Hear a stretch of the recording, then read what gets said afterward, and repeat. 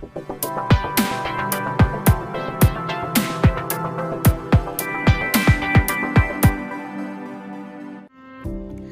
येथे रायगड जिल्हा कृषी महोत्सव 2022-23 चे उद्घाटन पालकमंत्री उदय सामंत यांच्या हस्ते संपन्न झाले।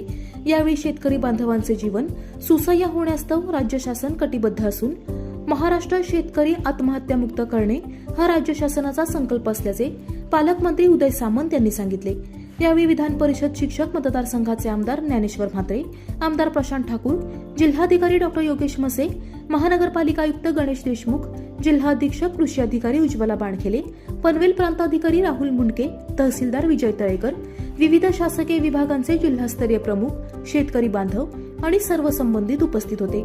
या महोत्सवात कृषी तंत्रज्ञानाचा प्रचार आणि प्रसार करणाऱ्या अनेक संस्था सहभागी झाल्या आहेत। हा कृषी महोत्सव 5 दिवस चालणार असून जिल्ह्यातील हजारो शेतकरी यामध्ये सहभागी होणार आहेत।